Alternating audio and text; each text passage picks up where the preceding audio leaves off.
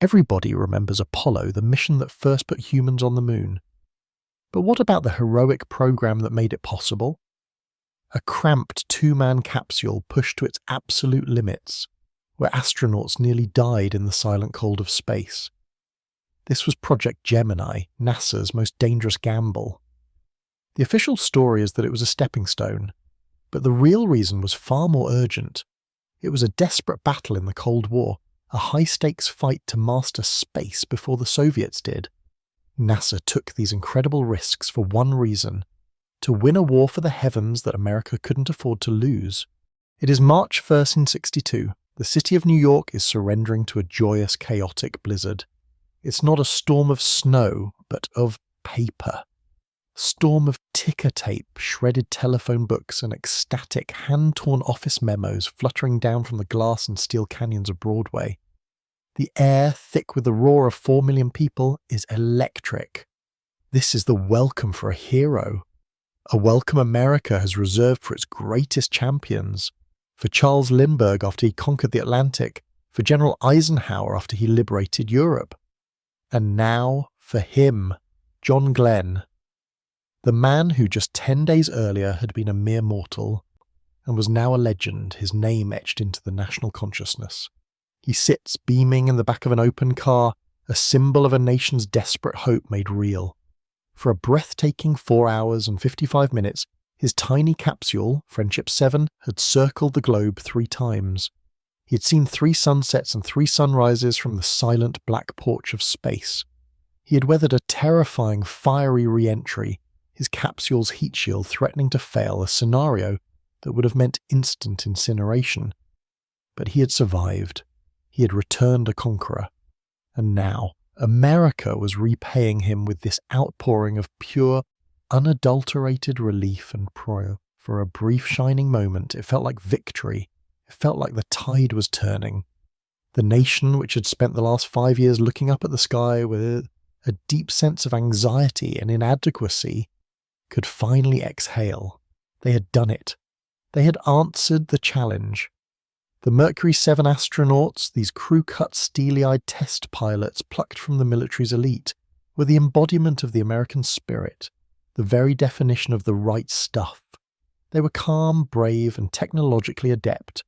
They were the knights of a new Camelot, champions of the free world who had ridden their silver chariots into the heavens and returned triumphant. The parades, the magazine covers, the meetings with the president. It was the validation of a national identity that had been badly shaken. Project Mercury was, by any measure, a monumental engineering achievement. It was a program of staggering complexity, conceived on the very edge of what was technologically possible. American engineers and scientists, starting from almost nothing, had designed and built a machine that could be blasted into orbit atop a modified ballistic missile, sustain a human life in a complete vacuum, circle the planet at 17 to 500 miles per hour, and then somehow be brought back through the atmosphere to a safe splashdown in the ocean.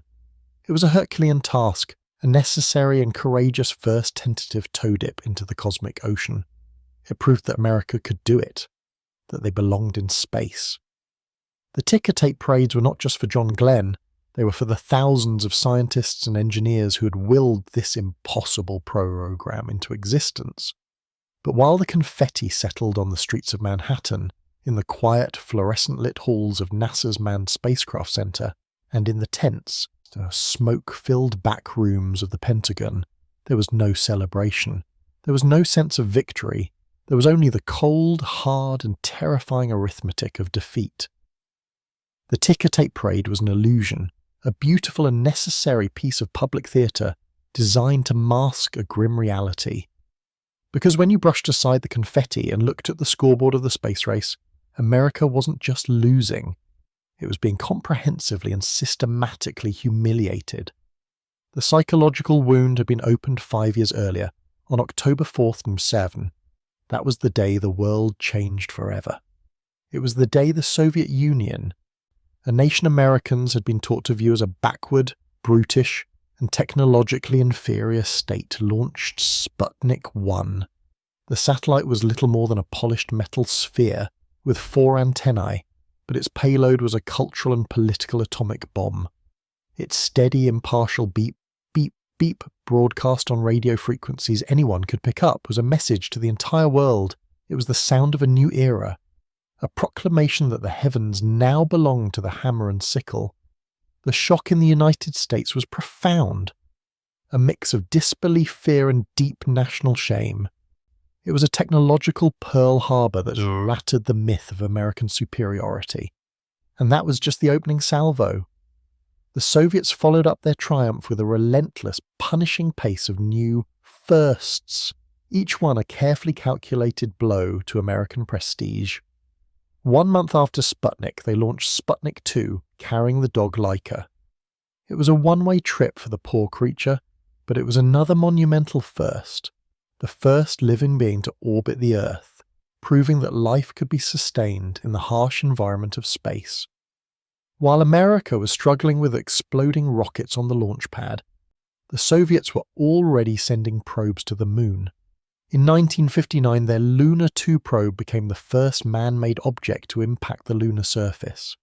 Later that year, Luna 3 flew around the far side of the moon and sent back the first grainy, almost mystical photographs of a face no human had ever seen. Then came the ultimate blow. On April 12, 1961, Senior Lieutenant Yuri Gagarin, a charismatic and eminently likable Russian pilot, was strapped into his Vostok 1 capsule and launched into orbit. He became the first human being to see the Earth from space, uttering the legendary, almost poetic words, "The Earth is blue." For 108 minutes, he was the sole representative of humanity in the cosmos. Less than a month later, America responded with Alan Shepard's 15-minute suborbital flight. He went up and he came down. It was a brave and important flight, but in the eyes of the world, it was like comparing a short hop in a puddle jumper to the first transatlantic flight. One was a tentative step, the other was the conquest of a new realm. And the assault continued. In chunks and in 1963, while the Mercury program was winding down, the Soviets launched Valentina Tereshkova, the first woman in space. It was a brilliant propaganda move, a way to broadcast to the world, particularly the developing nations that they were trying to win over, that the communist system was one of true equality and progress. Behind these spectacular headlines was an even more worrying truth, a massive technological gap. The Soviet Union's space program was built on the back of their R-7 Semyorka rocket. It was the world's first intercontinental ballistic missile, ICBM, a massive, powerful booster designed to hurl heavy nuclear warheads at the United States. It was crude, but it was incredibly effective, and its immense lifting power meant the Soviets could launch heavier, more complex spacecraft than anything America could dream of at the time. The US was forced to use smaller, less powerful military kits, which meant their Mercury capsules had to be miracles of miniaturization, stripped down to their absolute bare essentials. The Soviets had a sledgehammer, the Americans had a jeweler's screwdriver. The intelligence briefings landing on President Kennedy's desk painted a chilling picture. The Soviet program was not just successful, it was a complete black box. Its operations were shrouded in the deepest state secrecy. Its triumphs were announced to the world only after they were already accomplished. Its failures were never mentioned. At the head of this shadowy organization was a figure of almost mythical status, known only by his title, the Chief Designer. The world would not learn his name until after his death, but this ghost was Sergei Korolev. His life story was a microcosm of the brutal contradictions of the Soviet state. A brilliant and visionary rocket engineer, he was arrested during Stalin's purges in 1938, tortured, and sent to a gulag in Siberia, condemned to die as an enemy of the state.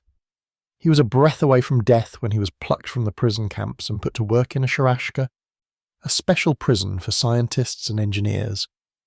After the war, his genius was recognized as essential to the state's ambitions, and he was put in charge of their missile and space programs. Korolev was a man forged in the crucible of the Gulag, driven by a fierce patriotism and a deep understanding of what his political masters demanded.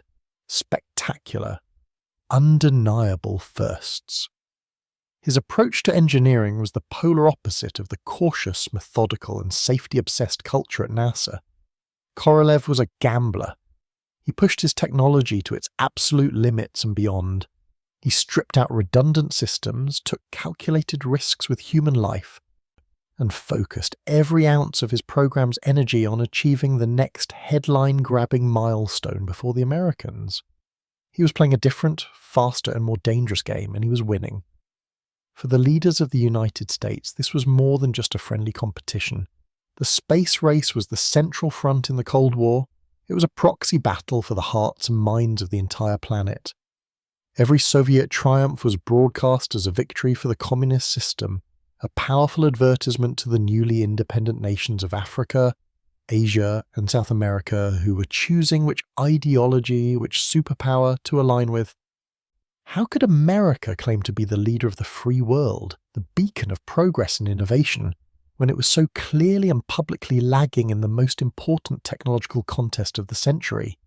And beneath the ideological struggle was a layer of raw existential fear. The same R-7 rocket that had launched Yuri Gagarin into orbit was a weapon of mass destruction. Its ability to place a heavy payload into a precise trajectory meant the Soviet Union could, at any moment, deliver a nuclear warhead to Washington, D.C., New York, or any other American city in under 30 minutes. Soviet dominance in space was inextricably linked to military dominance on Earth. The beeping of Sputnik was not just a scientific novelty, it was the sound of a gun being cocked. This was the grim context when the Mercury program came to its end in May of 1963.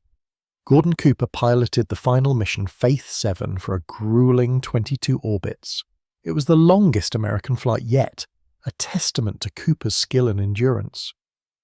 But the mission was also a catalogue of system failures. One by one, the capsule's automated systems began to break down. The cabin temperature soared. Carbon dioxide levels rose to dangerous heights. Finally, the entire automatic re-entry system failed. Cooper, sweating and exhausted, was forced to manually fly his capsule through the complex high-stakes re-entry sequence, using a line he'd drawn on the window as a guide. It was an incredible feat of flying, one of the greatest in the history of the program. But it was also a clear sign that the Mercury capsule had been pushed far beyond its limits. The technology was a dead end, and so the confetti was swept from the streets. The parades became a fading memory, and America was left staring into a terrifying void. Mercury was over. The Apollo program, with its audacious goal of landing on the moon, was a distant, almost mythical dream, a promise made by a beloved president with no clear path to its fulfillment. In between lay a vast, uncharted chasm of unknown technologies and unanswered questions. The Soviets, meanwhile, were not standing still. Intelligence suggested they were preparing a new, even more capable multi-person spacecraft. They were planning to master rendezvous, docking and spacewalking, while America had no spacecraft capable of even attempting such feats. The aftermath of glory was a sobering, terrifying silence. The brief moment of triumph had passed, replaced by the cold, hard realization that America was on the verge of losing the 20th century's most important contest. A new, more daring, and far more dangerous answer was needed, and it was needed now. The year is 1964. In America, the roar of the ticker-tape parades has faded into a quiet, anxious hum. The Mercury program, for all its public glory, is now a museum piece. The 7 silver capsules that had carried America's first heroes are now silent artifacts, their missions complete. At the Manned Spacecraft Center in Houston, a sprawling new complex carved out of the Texas pastureland, there is a palpable sense of a lull, a disquieting intermission in the grand drama of the space race. Engineers are hunched over blueprints for a new, unproven spacecraft named Gemini. The astronauts, restless and competitive, are grounded, spending their days in simulators and classrooms. There are no American rockets on the launch pads, no American heroes in the sky. For the public, it is a time of waiting, a belief that their nation, having proven it could get into the race, was now methodically preparing its next, more confident move. This belief was a comforting fiction. Inside the halls of NASA and the White House, the mood was anything but calm. The lull was not a strategic pause. It was a terrifyingly wide gap in capability, a void the Soviets were about to fill with a series of thunderous, earth-shaking blows. The United States was not just waiting. It was a sitting duck, and the first hammer blow was about to fall. On October 12, 1964, the news broke across the wire services, a stunning announcement from the state-run TASS news agency in Moscow. The Soviet Union had launched Voskhod 1. The name was new, the mission a complete surprise, but it was the details that sent a jolt of pure shock through the American intelligence and space communities. The spacecraft carried not one, but 3 crew members. 3. The number was almost impossible to comprehend. America, with all its industrial might and technological prowess, had struggled for years to design a capsule, Mercury, that could barely sustain a single human being. The Gemini spacecraft, still in development, was a cramped 2-man machine, and here were the Soviets, seemingly out of nowhere, launching an entire team into orbit. The crew itself was a masterful piece of propaganda. It wasn't just 3 military pilots. It was a commander, Vladimir Komarov, a spacecraft engineer, Konstantin Feoktistov, the first civilian designer to fly in the machine he helped create, and a doctor, Boris Yegorov, the first physician to study the effects of spaceflight on his own crewmates from within orbit. This wasn't just a stunt, it was a profound statement. The Soviets weren't just sending warriors into space anymore, they were sending a society. They were putting scientists and doctors into orbit, demonstrating a level of sophistication and confidence that seemed light years ahead of the American program. While America was still proving a man could survive in space, the Soviets were already putting men to work there, creating a functioning, multidisciplinary laboratory in the sky. At NASA, the news was received with a mix of awe and deep professional dread. How in the hell did they do that? Was the question echoing through every office. The weight of a 3-man spacecraft, with all the necessary life support, should have been far beyond the known capabilities of their rockets. Was this a new, more powerful booster, a revolutionary new spacecraft design? Frantic analysis of the limited tracking data began. The truth, when it was eventually pieced together by intelligence agencies, was both more ingenious and far more terrifying. It was a classic Sergei Korolev gamble, a move of such breathtaking audacity and recklessness that it defied all of NASA's safety-obsessed engineering principles. There was no new spacecraft. Voskhod, which meant sunrise in Russian, was nothing more than a modified Vostok, the same 1-man capsule that had carried Yuri Gagarin. To create his 3-man bus, Korolev had simply and brutally ripped out its guts. The single ejection seat, the primary escape mechanism for the astronaut, was gone. The backup retro rocket was gone. Much of the instrumentation was stripped away. Then Korolev and his engineers crammed 3 men shoulder to shoulder into the Pico space designed for 1, and because there was no room for them to wear bulky spacesuits and no escape system anyway, they were launched in nothing more than light flight overalls. It was by any Western standard a death trap, a launch pad explosion, a booster malfunction, a cabin depressurization. Any one of 100 possible failures would have meant the certain death of the entire crew. But the gamble paid off. The mission was a flawless 24-hour success, and the propaganda victory was absolute. To the world, it looked like the Soviets had leapfrogged a generation ahead in space technology. The pressure on the American program, already immense, became almost unbearable. But Korolev was not finished. He knew that momentum was everything in this ideological war. While NASA was still trying to digest the shock of Voskhod 1, his team was preparing the second, even more stunning hammer blow. On March 18, 1965, just 5 months later, the world's attention was once again fixed on the Soviet Union. Voskhod 2 blasted into orbit, carrying 2 cosmonauts, Pavel Belyaev and Alexei Leonov. This time, the spacecraft had a strange sausage-like appendage attached to its side, an inflatable airlock. Western observers knew This meant only one thing. The one thing NASA had been desperately hoping to achieve first with its upcoming Gemini 4 mission. A spacewalk. And then it happened. Live television pictures, a grainy black and white miracle, were broadcast from orbit. The world watched, breathless. As the airlock inflated and the outer hatch swung open into the blackness, a figure, bulky and white in a spacesuit, emerged slowly, feet first.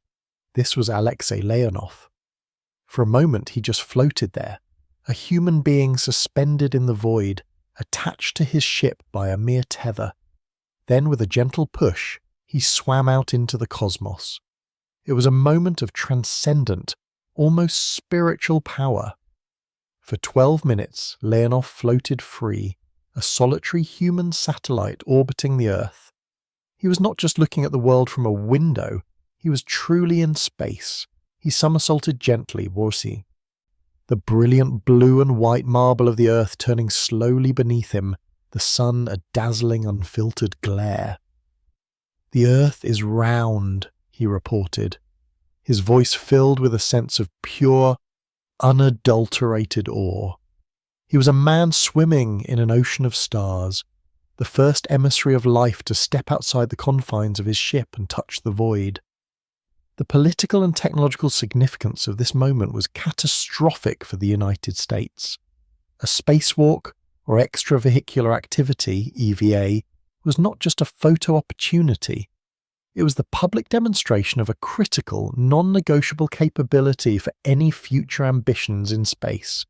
To go to the moon, you had to be able to get out of your spacecraft. An astronaut would have to be able to move from the lunar lander to the command module. If something went wrong on the outside of a ship, you had to be able to go out and fix it. With Leonov's 12-minute float, the Soviets had just declared to the world that they were mastering the fundamental skills just needed for a lunar mission, while the Americans were still stuck on the ground. The planned American spacewalk now felt like a desperate and Me Too imitation. The shockwave of Voskhod 2 rocked NASA to its foundations. But as with so much of the Soviet program, the glorious, televised image of triumph concealed a secret, terrifying reality of near disaster. The Voskhod 2 mission was, in truth, a cascade of life-threatening failures, a story of survival against impossible odds that the world would not learn for decades. The first crisis happened at the end of Leonov's spacewalk. In the vacuum of space with no external pressure, his spacesuit had ballooned, becoming stiff and unmanageable. When he tried to re-enter the narrow fabric airlock, he discovered he was too big. He couldn't get his shoulders through the hatch. He was trapped outside, his tether the only thing keeping him from floating away into infinity, his oxygen supply dwindling. Panic began to set in. In a desperate, unauthorized gamble, Leonov opened a valve on his suit and began to bleed his precious air out into space, reducing the pressure to a dangerously low level, risking a fatal case of decompression sickness, the bends. The suit softened just enough. He squirmed and contorted his body, finally managing to force himself back into the airlock. Not feet first as planned, but head first. In a state of near total exhaustion, his heart rate soaring, his body drenched in sweat. The nightmare was not over. Once he was back inside, another sensor failure caused the cabin's oxygen level to spike, creating an explosive atmosphere that could have been ignited by a single spark. Then, as they prepared to return to Earth, the automated re-entry system failed completely. The cosmonauts were tumbling through space, out of communication, with no clear way home. Commander Belyaev, who had never flown in space before, was forced to take manual lower control. They had to orient the capsule by sight using the sun and the Earth, and fire the retro rockets by hand. They managed the burn, but their trajectory was off. They plummeted into the atmosphere and landed hundreds of miles off course, crashing deep into the remote, snow-covered Ural Mountains, a region known for its wolf and bear populations. For 2 days they were completely alone, huddled in their capsule in sub-zero temperatures, with no way to tell Moscow if they were even alive. Rescue helicopters located them but could not land in the dense forest. The two cosmonauts spent 2 freezing nights in the wilderness wrapped in parachute silk before a rescue team could finally reach them on skis. The Soviet state, in its quest for propaganda perfection, hid all of it. To the world, the mission of Voskhod 2 was a flawless, heroic triumph. The image presented was one of supreme confidence and technological mastery. The reality was a story of horrifying malfunctions and desperate last-minute improvisations that had brought the crew to the very brink of death multiple times. Back in Houston, the engineers and astronauts at NASA knew none of the secret details. All they knew was what they saw on television and what they heard from tracking stations. They saw a confident, successful spacewalk. They saw a program that was moving at a blistering, seemingly unstoppable pace. The shockwave of Voskhod 1 and 2 forced a painful and profound realization upon the American space program. The old rules were not working. Trying to match the Soviets spectacular for spectacular was a losing game.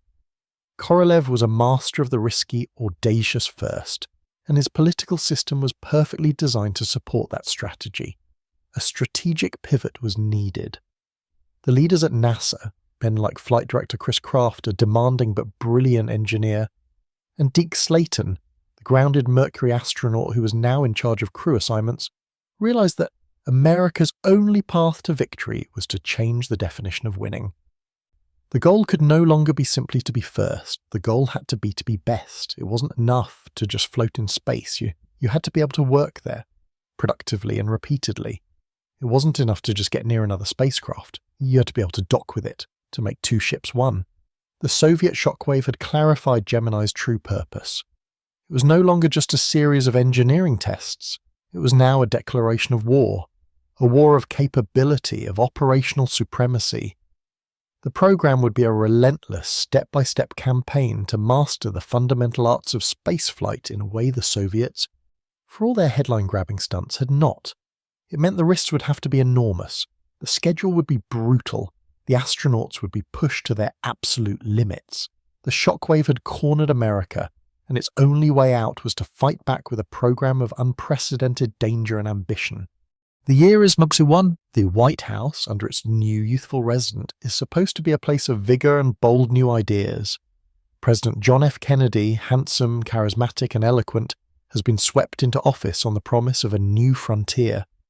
He has challenged a generation of Americans to ask not what your country can do for you, but what you can do for your country. It is a time of soaring rhetoric and immense national optimism. But behind the closed doors of the Oval Office, the mood is not one of confidence. It is one of deepening crisis, of a young presidency on the verge of being broken by the relentless pressures of the Cold War. In the early spring, Kennedy suffers a political wound that is both humiliating and self-inflicted. On April the 17th, a force of CIA-trained Cuban exiles storms the beaches of Cuba's Bay of Pigs in a disastrous attempt to overthrow Fidel Castro. The invasion is a catastrophic failure. The exiles are quickly defeated, killed, or captured. The Kennedy administration is exposed to the world as incompetent, weak, and deceitful.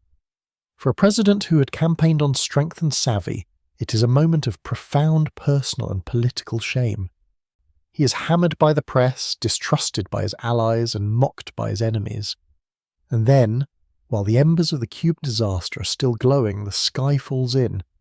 Just 2 days before the Bay of Pigs invasion, Yuri Gagarin had orbited the Earth. A stunning blow. Now, with Kennedy at his lowest point, the Soviets twist the knife. They celebrate their cosmic hero with massive parades in Moscow, broadcasting images of a triumphant, technologically superior communist power to a global audience. The contrast is devastating. On one side, a bungled, failed invasion. On the other, the serene, triumphant face of the first man to see the world from space. It is a 1-2 punch that leaves the Kennedy administration reeling, searching for a way, any way, to stanch the bleeding. This is the context for one of the most pivotal decisions in human history. It was a decision born not of calm scientific inquiry or a romantic spirit of exploration, but of raw, desperate political necessity. On April 20th and 61, with the Bay of Pigs disaster still unfolding, Kennedy dictates a memo to his Vice President Lyndon B. Johnson. The tone is not that of a visionary leader, it is that of a cornered fighter looking for a way to punch back. "Do we have a chance of beating the Soviets?" Kennedy asks, his words stripped of all poetry. "By putting a laboratory in space, or by a trip around the moon? Or by a rocket to land on the moon? Or by a rocket to go to the moon and back with a man? Is there any other space program which promises dramatic results in which we could win?" The memo is a raw admission of defeat. Kennedy isn't asking how to explore space, he's asking how to win. He is searching for a PR victory, a spectacular achievement so grand, so undeniable, that it would erase the humiliations of the past and reset the entire narrative of the Cold War.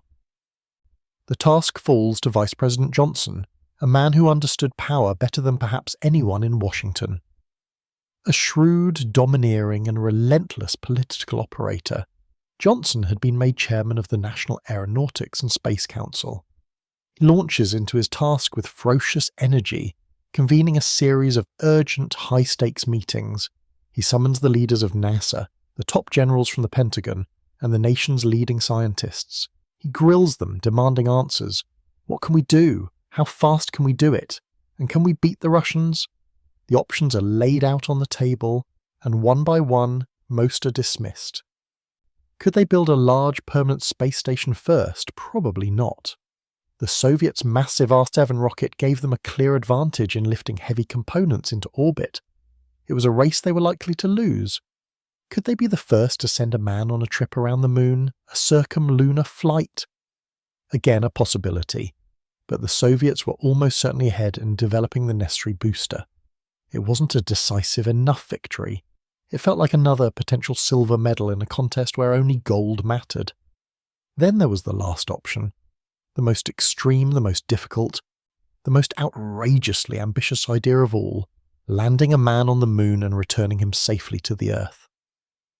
At first, the concept seems like pure science fiction. The challenges were monumental, almost terrifying in their scope. No one had ever tried to rendezvous two spacecraft in orbit. No one had ever docked two ships together.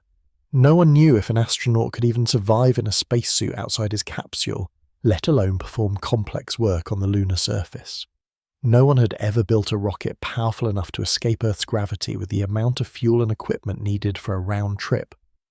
The navigation required to hit a moving target 250,000 miles away and then return to a specific spot on Earth was a problem that pushed the boundaries of known mathematics and computing. And yet, the very scale of the challenge was its greatest appeal. It was a race so long and so complex that the Soviets' current head start was almost irrelevant. Their powerful rockets were an advantage, but they were not enough. A moon landing required a whole new generation of technologies that neither side possessed. It was a contest where the starting pistol had, in a sense, not yet been feared. It was a race America could actually win. The key figure in convincing the administration that this fantasy could be made real was Wernher von Braun. The brilliant German rocket scientist who had once built the V-2 terror weapons for Nazi Germany was now the charismatic and indispensable leader of America's rocket development program. Called to Washington, von Braun, with his unique blend of engineering genius and visionary salesmanship, tells Johnson and Kennedy exactly what they need to hear. Yes, he tells them, a moon landing is possible. It will be the most difficult undertaking in the history of our species. It will require a national commitment of money and resources on a scale unseen in peacetime, rivaling the Manhattan Project that built the atomic bomb. But he assures them, it can be done, and it can be done within the decade. He provides the technical credibility, the veneer of scientific certainty, for what was, at its heart, a political act of faith. The decision is made. In the Oval Office, Kennedy gathers his closest advisors. He is presented with the staggering cost, an estimated $20 billion, a sum so vast it would reshape the nation's budget. He understands the immense political risk. If they failed, if an American crew was lost in a fiery explosion on the launch pad, or stranded in orbit to die a slow, public death, the humiliation would be 1,000 times worse than the Bay of Pigs. But the potential reward, The chance to leapfrog the Soviets and establish America as the undisputed leader of the world is too great to ignore. He gives the go-ahead. On May 25th of 1961, just over a month after Gagarin's flight, President Kennedy stands before a joint session of Congress to deliver a special address on urgent national needs. He speaks of foreign aid, of civil defense, of a world in conflict. Then he pivots to space. He lays out the challenge, his voice ringing with a newfound sense of purpose. "I believe," he declares, "that this nation should commit itself to achieving the goal, before this decade is out, of landing a man on the moon and returning him safely to the Earth." The words hang in the air, a statement of almost unbelievable audacity. He had not just set a goal, he had set an impossible deadline. He was starting a 10-year clock, a public countdown that would tick in the mind of every engineer, scientist and politician for the rest of the 1960s. He acknowledged the immense difficulty and cost, but framed it as a test of the nation's will. No single space project in this period will be more impressive to mankind or more important for the long-range exploration of space, and none will be so difficult or expensive to accomplish. The decision was made, the commitment was public. But Kennedy, a master of communication, knew he needed to transform this cold political directive into a warm, inspirational quest that would capture the soul of the nation. He did so a year later, on September 12, 1962, on a hot, sunny day at Rice University in Houston, Texas. Standing before a crowd of 40,000 people in the university's football stadium, with the heart of America's new space effort being built just down the road, Kennedy delivered the speech that would define the space race for all time. He began by anticipating the critics, the people who asked, "Why spend all this money on the moon when there are problems to be solved on Earth?" "But why some say the moon?" he asks, his voice echoing across the stadium. "Why choose this as our goal?" And they may well ask, "Why climb the highest mountain? Why 30 years ago fly the Atlantic? We choose to go to the moon." The crowd erupts. He then frames the endeavour not as a burden, but as an adventure, a challenge to be met with joy and vigour. He uses a brilliant litany of phrases to build a rhythm of inevitability and strength. "We choose to go to the moon in this decade and do the other things," he proclaims, his voice rising. "Not because they are easy, but because they are hard. Because that goal will serve to organise and measure the best of our energies and skills. Because that challenge is one that we are willing to accept, one we are unwilling to postpone, and one which we intend to win." It is a masterclass in rhetoric.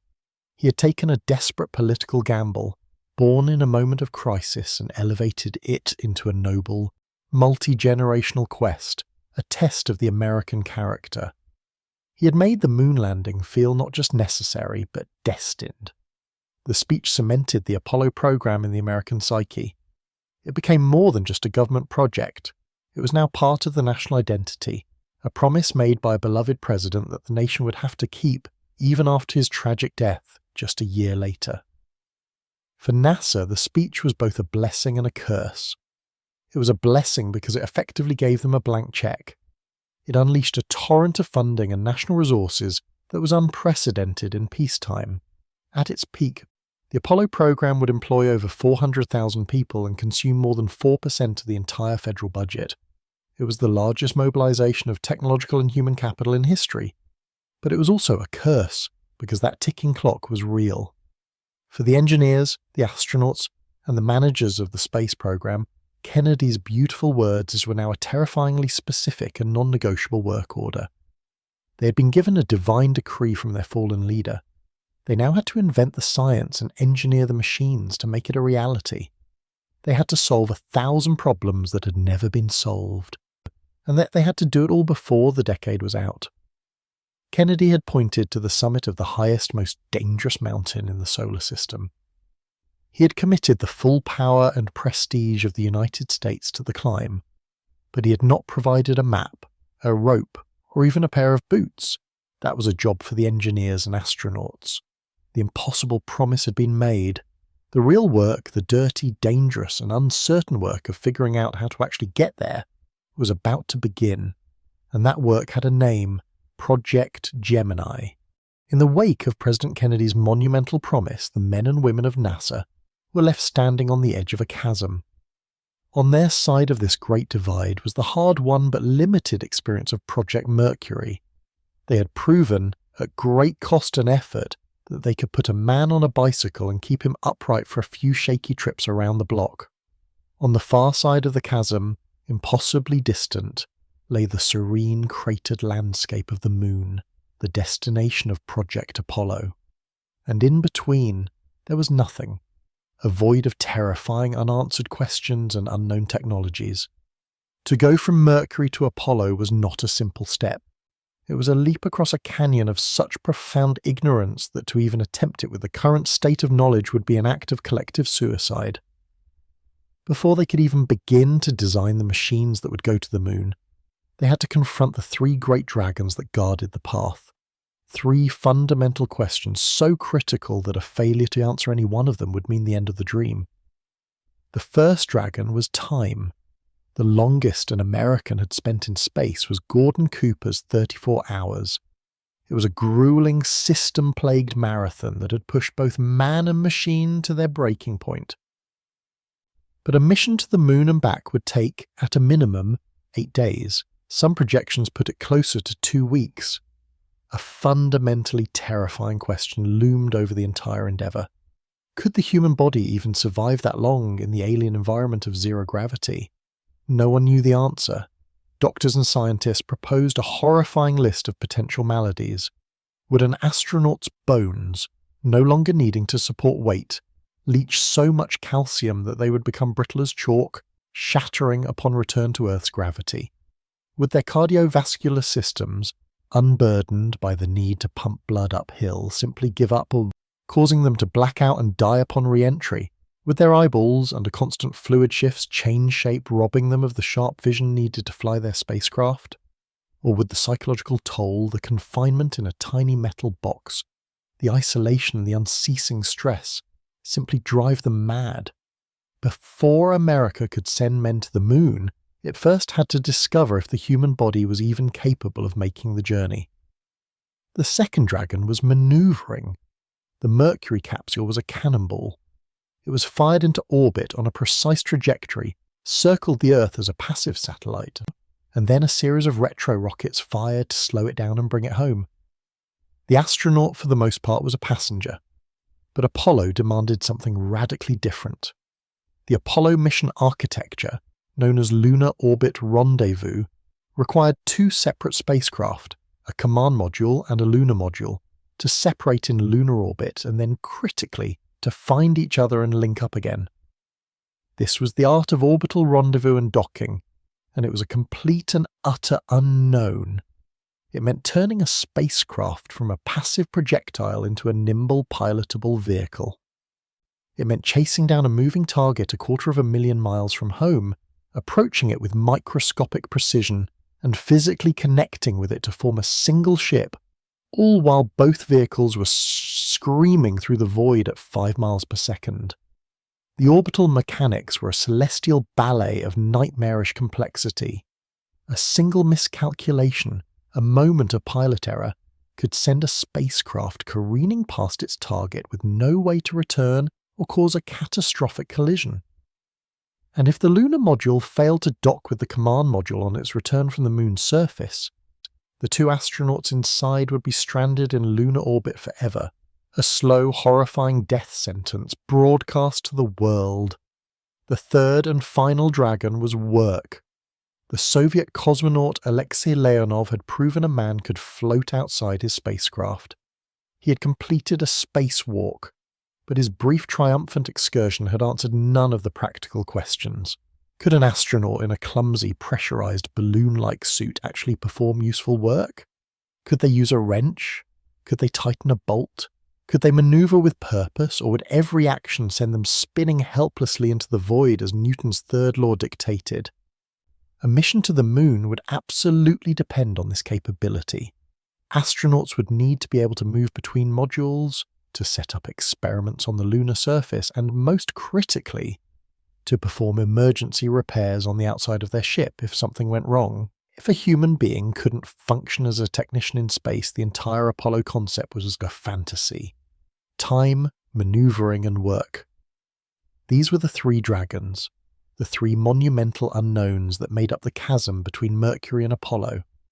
Kennedy had pointed to the far side of the canyon. Now NASA had to build a bridge. That bridge had a name, Project Gemini. The name itself, Latin for twins, was symbolic. It represented the leap from the solo pioneering of Mercury to the two-man teamwork that would be essential for Apollo. But the program's soul was not in its name, but in its brutal, stripped-down purpose. Gemini was not a destination. It was not a program designed for glory. It was a tool, a weapon, a bridge of fire designed to be stressed, pushed, and tested to its absolute limits in the unforgiving laboratory of Earth orbit. Its sole mission was to slay the three dragons. Each Gemini flight would be a targeted assault on one of these great unknowns, a deliberate step into the darkness to bring back a piece of crucial life-or-death knowledge. This new purpose demanded a new culture at NASA. The Mercury era, for all its heroism, had a touch of the experimental, of making it up as they went along. Gemini was to be the beginning of a true operational space program. This was the era where mission control in Houston became the nerve center of the universe. It was the era defined by men on the ground like Chris Kraft, the chain-smoking, hard-driving and brilliant flight director who commanded the missions with the authority of a battlefield general. He and his protégé, the young crew-cut Gene Kranz, forged their teams of controllers into a disciplined, almost hive-minded entity capable of analysing 1,000 streams of data and making split-second decisions that could mean the difference between life and death. The astronauts were the tip of the spear, but the controllers of mission control were the shaft, providing the strength and direction for every move, and the tip of that spear was being reforged as well. A new breed of astronaut was needed. While Mercury veterans like Gus Grissom, Wally Schirra, and Gordon Cooper would command Gemini missions, they were joined by a new group of 9 men selected in 1962, who would become the backbone of the Apollo program. The new 9 were a different breed from the original 7. They were on average younger, more highly educated, and they were the first to be selected with the specific complex challenges of a moon mission in mind. They were men like Neil Armstrong, the quiet, cerebral civilian test pilot who had already flown to the edge of space in the X-15 rocket plane, a man legendary for his cool-headed engineering brilliance. There was Jim Lovell, the steady, unflappable Navy pilot, who would prove to be one of NASA's most reliable and experienced hands. There was Frank Borman, the deeply disciplined Air Force colonel who saw spaceflight not as an adventure, but as a solemn duty. And there was Buzz Aldrin, the brilliant intellectual with a doctorate in orbital mechanics from MIT, a man who had literally written the book on rendezvous, earning him the nickname de Rendezvous from his peers. Their training was a quantum leap beyond what the Mercury astronauts had endured.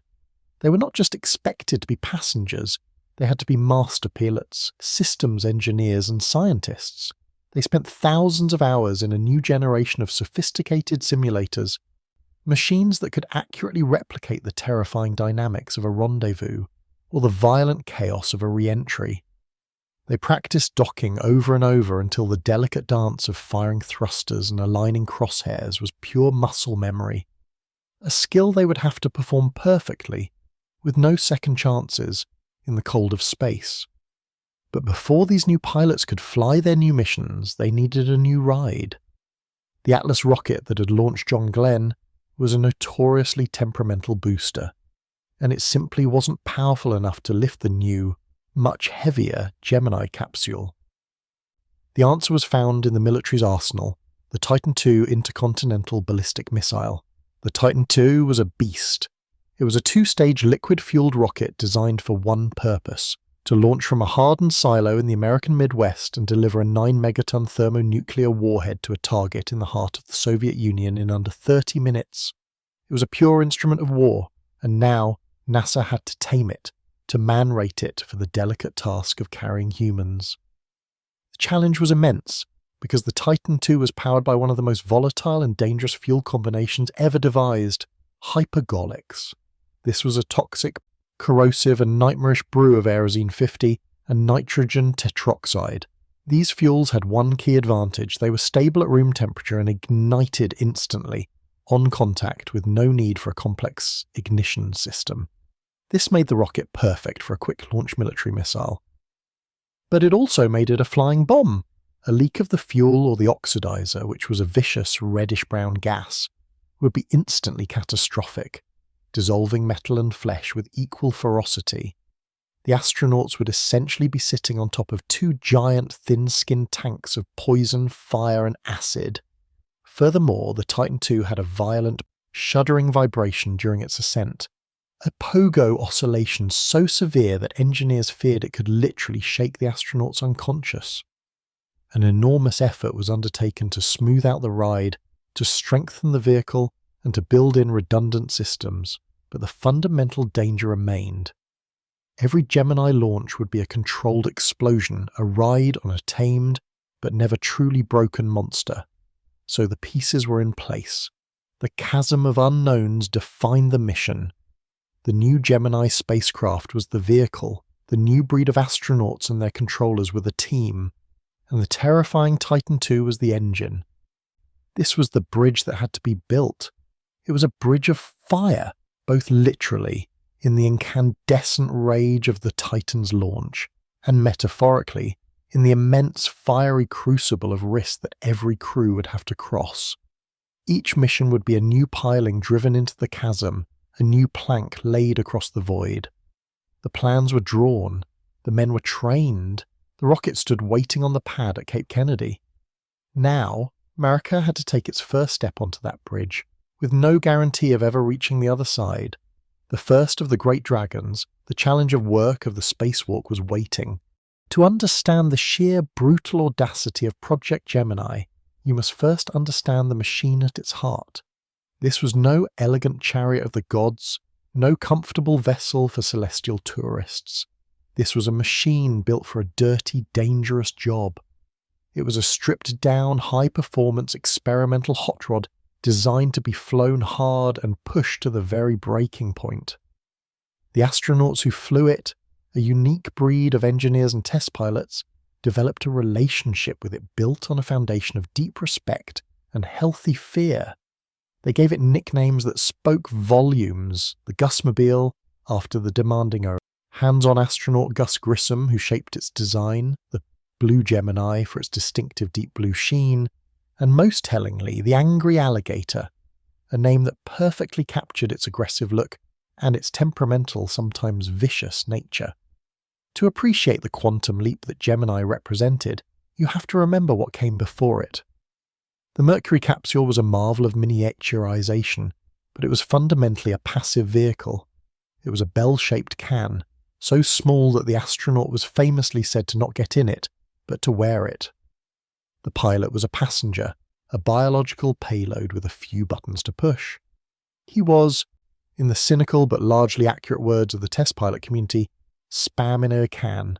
The capsule was designed to keep him alive, but it gave him very little control. Gemini was the antithesis of this philosophy. It was conceived by a brilliant and demanding Canadian engineer at NASA named Jim Chamberlain, and heavily influenced by the astronauts themselves, who had returned from their Mercury flights frustrated by their lack of control. They did not want to be passengers anymore. They wanted to be pilots. Gemini was designed from its very first blueprint to be a true pilot-flown spacecraft. It was a machine built for a fight, and it looked the part. Taller and heavier than Mercury, its conical shape gave it a sharp, aggressive profile. It was a weapon, and its cockpit was designed for warriors. To sit inside the Gemini capsule was to understand the meaning of confinement. The classic analogy, and it is a perfect one, is that the interior had the volume of the front seat of a Volkswagen Beetle. Now imagine sharing that space with another fully grown man for 2 weeks. Imagine you are both wearing bulky, multi-layered spacesuits. Your knees are bent up towards your chest. Your shoulders are constantly pressed against your crewmates.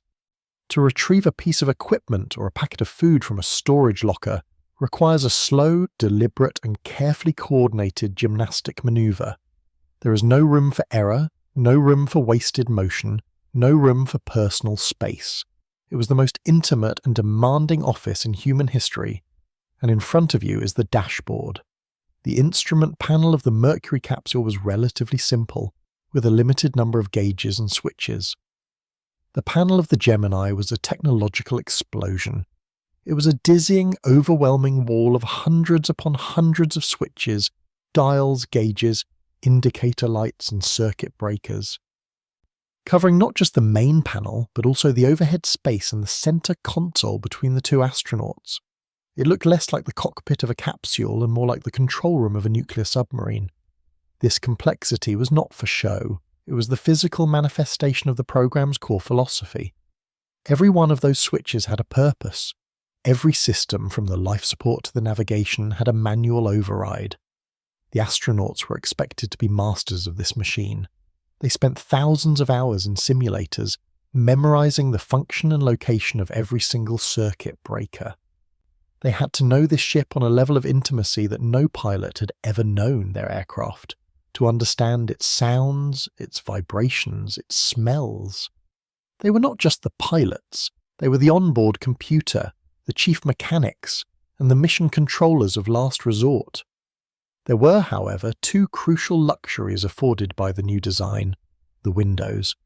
The Mercury capsule had only a single tiny porthole. Gemini had two large trapezoidal windows, one in front of each astronaut, offering a breathtaking panoramic view of the Earth and the stars. These were not for sightseeing. They were essential tools for the job, the gun sights through which the pilots would track their rendezvous targets and manually fly their ship to a perfect docking. And below their seats was a system that spoke volumes about the program's inherent danger: ejection seats. The Mercury capsule had a launch escape tower, a rocket that would pull the entire capsule away from an exploding booster. Gemini, heavier and more complex, required a different solution, one borrowed directly from the world of high-performance fighter jets.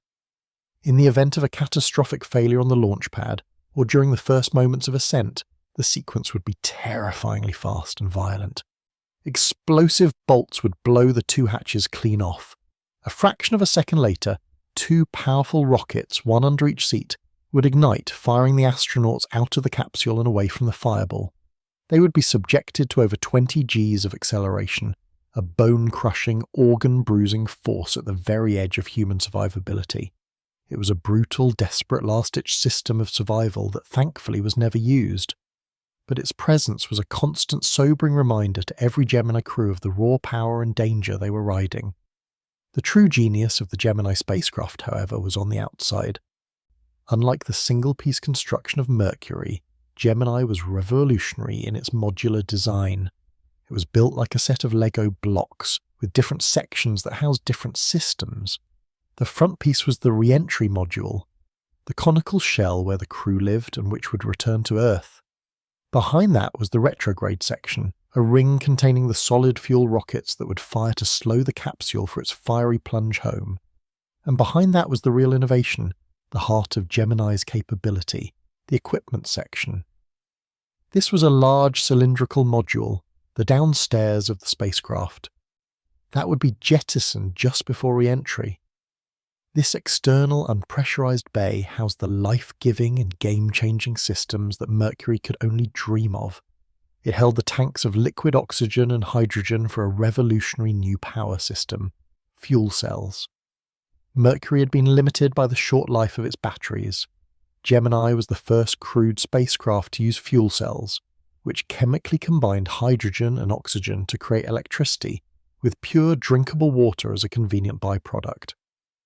This was the only technology that could provide enough power for a 2-week mission, and it was the technology that would be essential for Apollo. The equipment bay also housed the system that truly turned Gemini from a cannonball into a nimble fighter jet, the Orbital Attitude and Maneuvering System, or OAMS. This was a set of 16 small rocket thrusters arranged in pods around the module. Firing them in different combinations, the pilot, using a joystick-like controller in the cockpit, could now move his spacecraft with incredible precision. He could slide it up, down, left or right. He could yaw its nose from side to side, pitch it up and down, and roll it along its central axis. For the first time, an American astronaut was not just aiming his ship, he was flying it. The OMS was the key that would unlock the door to rendezvous and docking. And to help the pilot make sense of this complex new dance, Gemini carried another first. The world's first onboard digital computer used on a crewed spacecraft. By the standards of today, the Gemini guidance computer was laughably primitive. It had less processing power than a pocket calculator, and a tiny core memory of just 4,096 words. Its programming was woven by hand out of copper wires and magnetic cores, but for its time it was a miracle of miniaturization and a profound leap in capability. Its sole, or critical job was to take data from the ship's radar and inertial platform and perform the complex calculations for orbital rendezvous. It would then display the results, the precise direction, timing and duration of thruster burns needed, on a small digital readout, telling the pilot exactly how to fly to his target. This was the machine. This was the angry alligator. It was cramped, it was complex, it was dangerous. It was a brute force solution to a set of incredibly difficult problems. It was the space equivalent of a 1960s muscle car, all engine and raw power, with little thought given to comfort or elegance. But it was also a masterpiece of purpose-built engineering. Every switch, every system, every design choice was a direct answer to the great unknowns that stood between America and the moon. It was a machine that demanded more from its pilots than any vehicle in history. The symbiosis between the men in the cockpit and the machine around them had to be absolute. The Gemini spacecraft was the perfect, imperfect tool for its time. It was the bridge of fire, and this was the machine that would carry its crews, fighting and wrestling with it every step of the way to the other side. It is June 3rd, 1965. The air at Cape Kennedy is thick with the swampy heat of a Florida summer, and the electric, almost unbearable tension of a launch day. Strapped into the tight confines of the Gemini 4 capsule, perched atop the volatile and powerful Titan II rocket, are two men about to make history. But they are not the seasoned veterans of the Mercury program. They are the new guys, the rookies, the first of the new 9 astronaut class to be entrusted with a mission.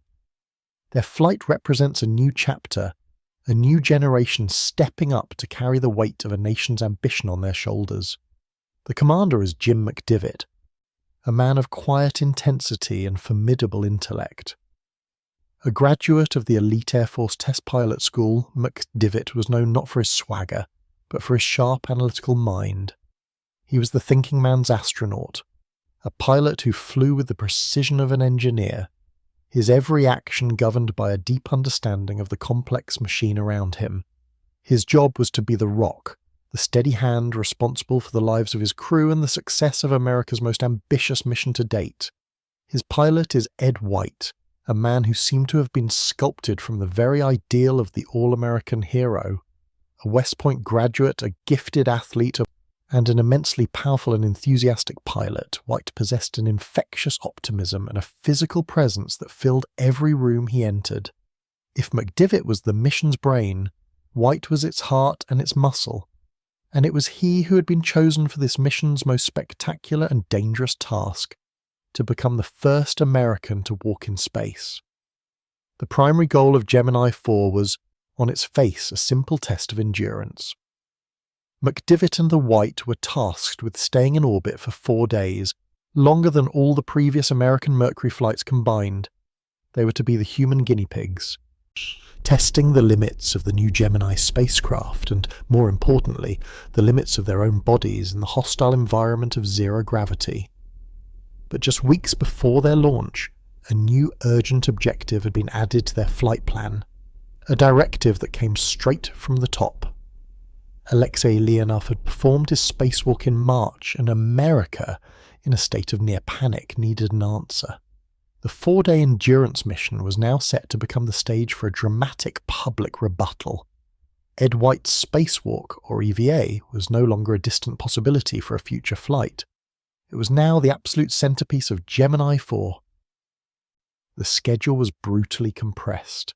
the special spacesuit, the life support systems, the procedures for leaving the capsule, all were designed and tested in a frantic rush. The pressure on the two rookie astronauts was immense. They were not just flying a new spacecraft, they were about to perform a complex and dangerous ballet on the world stage, with no dress rehearsal. The launch is a clean, violent perfection. The Titan II rocket, that tamed instrument of war, ignites with a roar that shakes the very soul, pushing the two men into their seats with a crushing but steady force. They ride the pillar of fire into orbit. And for a moment, there is a sense of relief. The first great hurdle has been cleared. Their first task is an impromptu and ambitious one, to attempt to fly in formation with the spent upper stage of their own Titan rocket. It is America's first attempt at a space rendezvous, and it is a complete and frustrating failure. McDivitt, the skilled pilot, can see the booster tumbling slowly, glinting in the sun a few hundred yards away. He does what any pilot on Earth would do. He points the nose of his Gemini capsule at the target and fires his thrusters. But in the bizarre, counterintuitive world of orbital mechanics, this has the opposite effect. The burst of thrust raises his orbit, which in turn slows him down, and the target drifts further away. He tries again, with the same result. For a precious portion of their fuel budget, McDivitt chases the ghost of his own booster across the sky. A frustrating lesson that spaceflight was a new and profoundly strange kind of flying. The rules of the sky on Earth did not apply here. It was a sobering start, a reminder of just how much they still had to learn. But the main event was yet to come. On their third orbit, as they pass over the tracking station in Carnarvon, Australia, the preparations begin. The mood inside the tiny capsule shifts. The wonder of being in orbit is replaced by a razor-sharp procedural focus. McDivitt and White begin the long, painstaking checklist for the EVA. They reconfigure the cabin systems, check the integrity of White's special G4C spacesuit, and connect his umbilical cord, a 25-foot-long bundle of hoses and wires that will be his only lifeline, providing him with oxygen, cooling and communication. Then they pull the handle to depressurize the cabin. The air, their breathable atmosphere, rushes out into the void with a final violent hiss. They are now in a complete vacuum, two men in a metal can, the silence broken only by the sound of their own breathing and the crackle of the radio. The moment has come. McDivitt gives the order. Ed White reaches for the handle on the hatch above his head and pulls. Nothing happens. He pulls again, with more force. The latch mechanism, a complex series of interlocking gears and levers, refuses to budge. It is stuck. A cold wave of dread washes over the two men. The entire EVA, the answer to Leonov, the great hope of the American public, is about to be scrubbed by a single stubborn piece of mechanical linkage. This was the consequence of their rushed schedule. The hatch mechanism had been a late design change, and it had not been properly tested in a vacuum chamber on the ground. For several agonizingly long minutes, they wrestle with it. McDivitt, in his own bulky suit, braces himself against the wall of the capsule to give White leverage. They strain with all their combined might. Back in mission control, the flight controllers listen in tense silence. The voice of Gus Grissom, the Mercury veteran and their capsule communicator, comes over the radio, calm and steady, but the tension is palpable. Finally, with one last desperate heave, the gears engage. The hatch springs open. The view is a divine revelation. Ed White, pushing himself up from his seat, is suddenly confronted with the overwhelming, silent glory of the cosmos. Below him, the Earth is a breathtaking, impossible jewel of brilliant blue, swirling white and ochre, rolling by in silent majesty. Above him, the velvet blackness of the void is absolute, punctuated by the fierce, unwavering light of the unfiltered sun. For a moment he is speechless. Then, with a gentle push, he floats out of the capsule, the first American to become an independent satellite of his home planet. "I feel like $1 million, he exclaims, his voice filled with a boyish, unrestrained joy that crackles across the radio waves to a listening world. He is connected to the Gemini by his golden umbilical cord, a fragile thread against the infinite. In his right hand, he holds a small, futuristic-looking device, the handheld maneuvering unit, a zip gun that expels jets of oxygen to allow him to control his movement. He fires a small burst, and the gas pushes him gently away from the spacecraft. He is flying. He floats serenely, the master of his own tiny corner of the universe. For the next 20 minutes, he lives a dream. He takes pictures of the Earth. He experiments with the zip gun. He describes the indescribable beauty to the rapt audience on the ground. The images captured by McDivitt from inside the capsule are instantly iconic. A lone human figure suspended in the vastness of space, a symbol of humanity's reach and courage. The time passes in what feels like an instant. The call comes from Mission Control. It's time to come back in. Gemini 4, get back in, Gus Grissom's voice commands. White's reply is filled with a profound and genuine sorrow. It's the saddest moment of my life, he says, his voice heavy with the reluctance of a child being called home from the world's greatest playground. The triumph is over. The terror is about to begin. As he begins to pull himself back towards the hatch using his tether, White discovers what Alexei Leonov had learned in secret. Moving in a pressurized suit is a brutal, exhausting battle. The suit fights his every motion, wanting only to remain in its neutral, ballooned shape. Getting back inside the cramped opening is a Herculean struggle. Finally, winded and exhausted, he manages to maneuver his body back into his seat. But the mission's greatest crisis is yet to come. He pulls the hatch down. Now they have to seal it. And the same complex, stubborn mechanism that had refused to open now refuses to close. McDivitt and White, in their bulky, clumsy suits, struggle frantically with the levers. The hatch will not latch. The situation is now critical. They are in a complete vacuum with an open door to space. Their life support system is bleeding oxygen into the void. They are exhausted, and in just a few minutes their orbit will carry them out of radio contact with the ground for over 40 minutes. If they cannot seal the door before then, they may not have enough oxygen to survive the blackout period. And if the hatch isn't perfectly sealed before they try to repressurize the cabin, the result will be a catastrophic explosive decompression. Panic begins to set in. In a desperate move, McDivitt decides to ignore procedure. He tells White to stop, and he takes over, bracing his own helmet against the hatch and using every ounce of his strength to force the gears into alignment. For a heart-stopping minute, nothing happens. Then, with a vital agonizing push, the levers engage. A light on the instrument panel blinks on. The hatch is sealed. The two men, drenched in sweat and breathing heavily, have saved their own lives just moments before they drift into the radio silence on the far side of the Earth. Back on the ground, the world knows nothing of this desperate and near-fatal struggle. They have seen only the glorious images of Ed White floating serenely against the backdrop of the planet. The mission is hailed as an unqualified, magnificent success. America has answered the Soviets. A new national hero is born. The ticker tape parades are rolled out once more. The cover of Life magazine shows a triumphant Ed White, and the message is clear. America is back in the race. But inside NASA, the debriefings tell a different story. The engineers and the astronauts know the truth. They know the rendezvous had failed. They know the zip gun had been mostly ineffective, its fuel quickly spent, and they know, with a chilling certainty, that they had come within seconds of losing the Gemini 4 crew, not once, but twice, due to a faulty hatch. The great irony of Gemini 4, however, was in the lesson it taught. Because the public images were so beautiful, so serene, and because Ed White, a man in superb physical condition, had made it look so effortless, NASA drew a dangerously wrong conclusion. They believed that spacewalking was, if not easy, then at least manageable.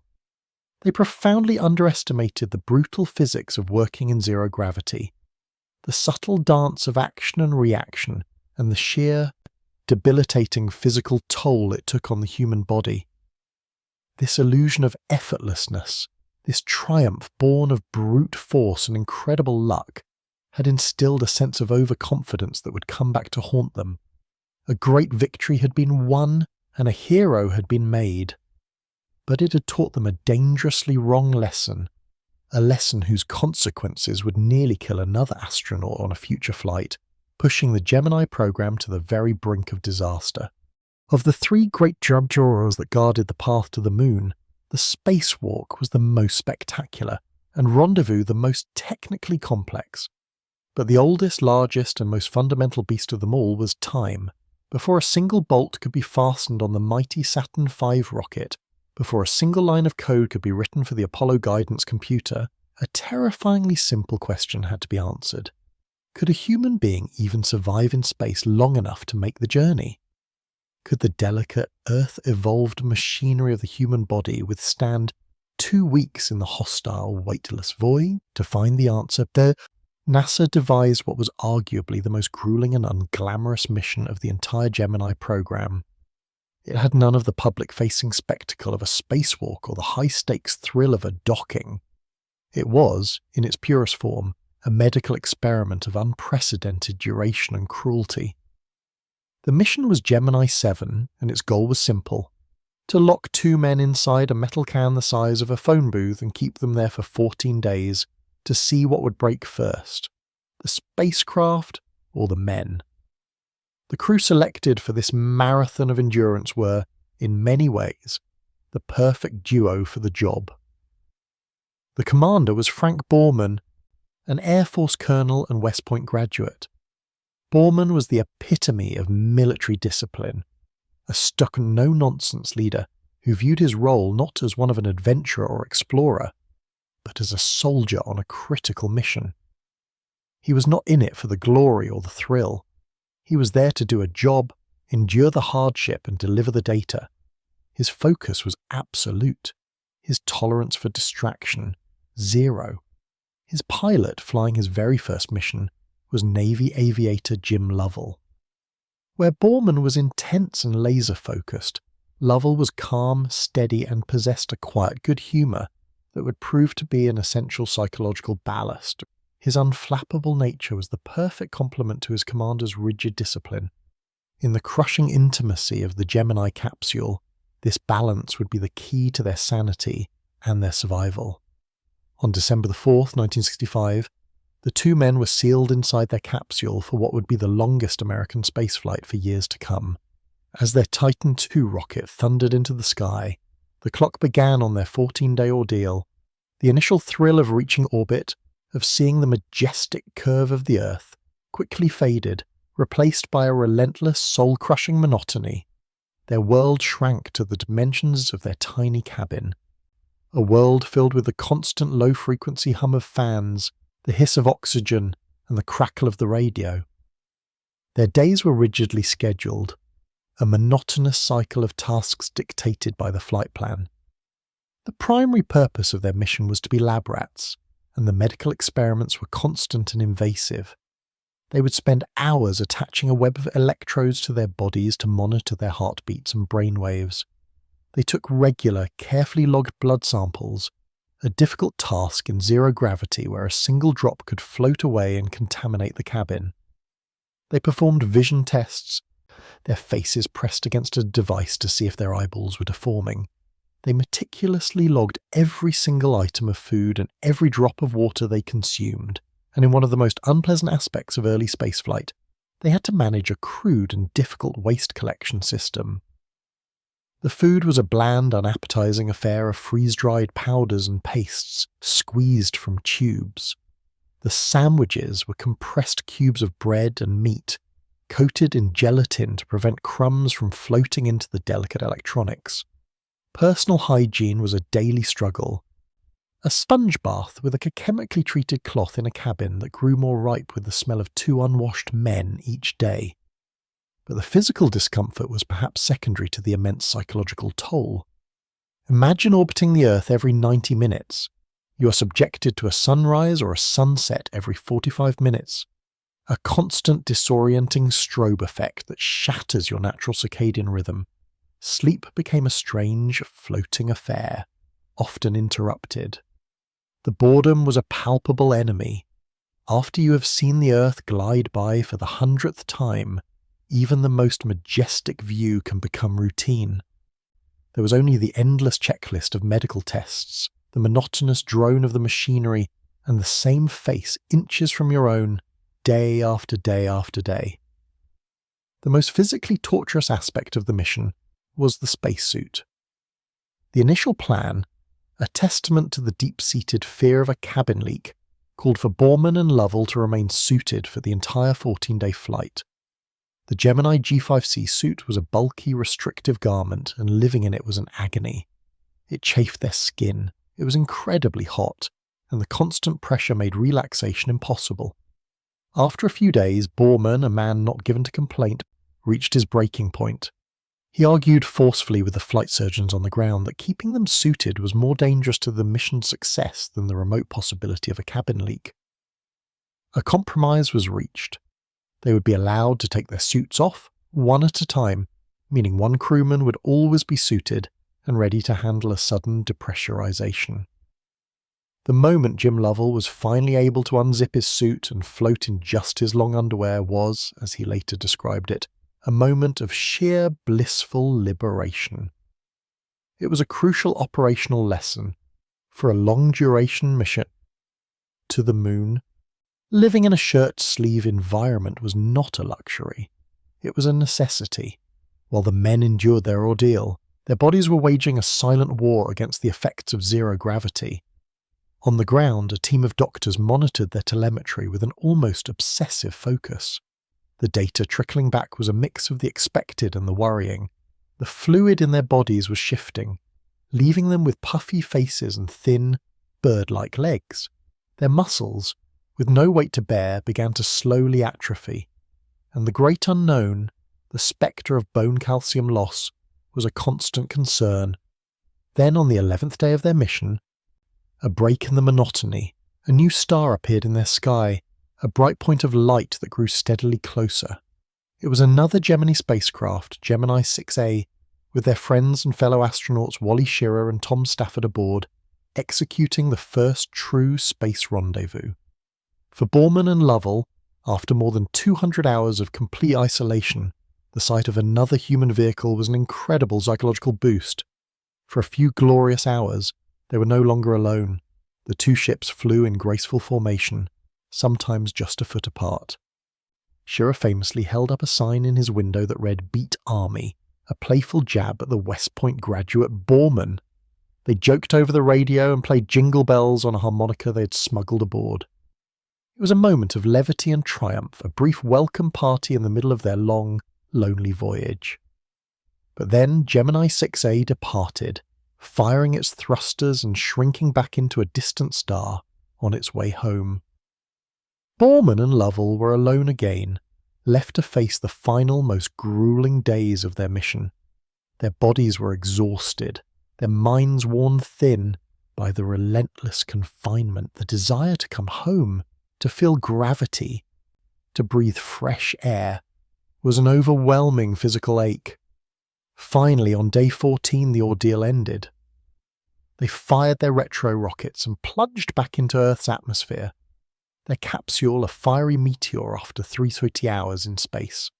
After a perfect splashdown, the world watched as the two men were winched up to the deck of the recovery carrier, the USS Wasp.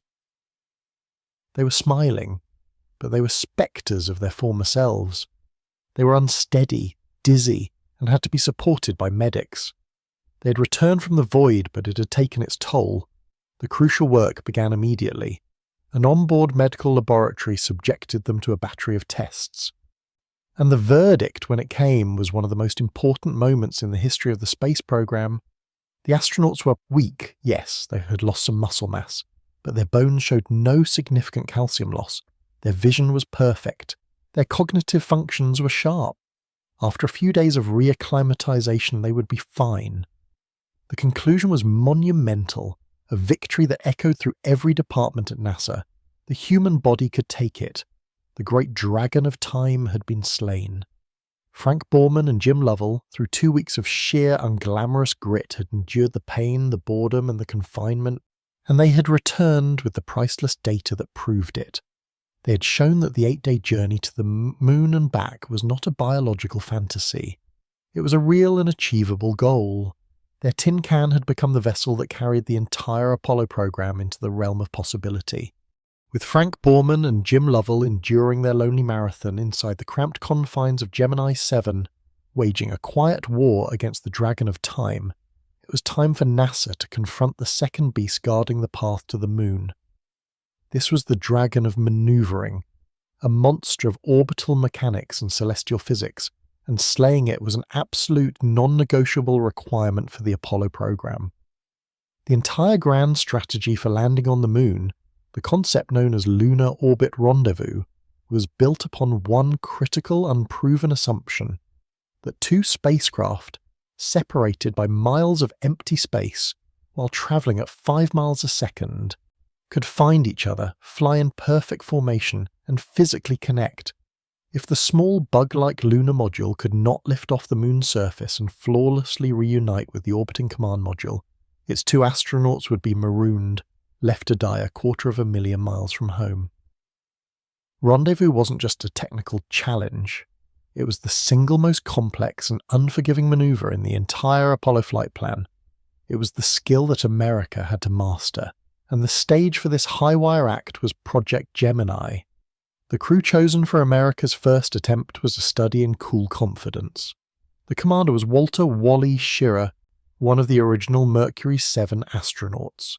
Schirra was the consummate professional and Navy pilot famous for his precision and his textbook Mercury flight. A mission so flawless it was almost boring. But beneath the steely exterior was a notorious prankster, a man with a sharp wit and a love for the theatrical. His pilot was Tom Stafford, a tall, quiet, and brilliant Air Force test pilot from the New 9. He was the steady, analytical hand to complement Schirra's swagger. They were the perfect team to take on the delicate mathematical dance of Rendezvous. The original plan for their mission, Gemini 6, was straightforward. They would launch into orbit and chase down an unmanned Agena target vehicle, a converted upper stage rocket. On October 25, 1965, the world watched as the Atlas Agena rocket lifted off from Cape Kennedy. For 6 minutes, the flight was perfect. Then suddenly, the target vehicle vanished from the tracking screens at Mission Control. A catastrophic failure had caused it to explode, raining debris down into the Atlantic. Schirra and Stafford, already suited and preparing to board their own capsule, were stood down. Their target was gone. Their mission was scrubbed. It was a stinging and public setback.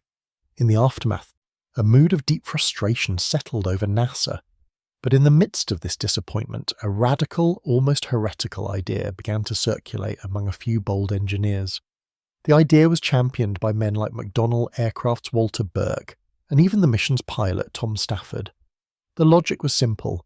Gemini 6 needed a target, and Gemini 7, Borman and Lovell's long-duration mission, was already scheduled as to be in orbit for 2 weeks. Why not use one Gemini as a target for the other? The plan was audacious, bordering on reckless. It would mean preparing 2 separate Titan II rockets on 2 separate launch pads simultaneously. It would require a level of coordination between 2 missions and 2 ground control teams that had never been attempted. The risk of a failure in either mission cascading and affecting the other was immense, but the potential reward was a spectacular demonstration of American capability. The plan was approved. Gemini 6 was reborn as Gemini 6A, its new target the tin can carrying its 2 long-suffering crewmates. December 12, 1965. 8 days into their grueling 14-day mission, Frank Borman and Jim Lovell orbit the Earth, their bodies aching, their minds numb from the monotony. But 200 miles below them, on Pad 9 at Cape Kennedy, Wally Schirra and Tom Stafford are once again strapped into their Gemini capsule, their own countdown nearing 0. The world is watching. The tension in Chris Kraft's mission control is a palpable physical thing. The countdown reaches its final seconds. 3, 2, 1, ignition!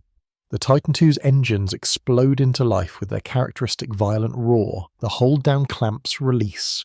The launch commentator shouts the historic words, "We have a liftoff!" But then, in the blink of an eye, the roar stops. The engines abruptly shut down. A plume of reddish-brown smoke, the telltale sign of leaking oxidizer, erupts from the base of the rocket. The Titan II, a fully fueled two-stage intercontinental ballistic missile, settles back onto its launch ring. It is a live bomb, a towering column of explosive and toxic fuel, and Shearer and Stafford are sitting directly on top of it. This was one of a handful of scenarios that every astronaut dreaded. An engine shutdown on the pad. The clock in Shearer's cockpit had started. The mission rules were unambiguous and absolute. If the clock had started, it meant the rocket had lifted off, even an inch. In the event of an immediate shutdown, the only course of action was to pull the D-ring between their legs and eject. This would have blown their hatches and fired their seats out of the capsule, a violent but life-saving maneuver. Inside the capsule, Tom Stafford, following the rules, shouts, "We've got to eject!" But Wally Schirra, the veteran test pilot, with a heart rate that barely climbed, felt something, or rather, a lack of something. He felt no upward motion, not even the slightest lurch. His pilot's instinct, honed over thousands of hours of onboard, screamed at him that the rocket had not actually lifted. In a split-second decision that would go down in the annals of space history, a decision that pitted his own judgment against the rigid rules of the flight plan, he made a choice. He did not pull the ring. His hand reached out and calmly keyed his microphone.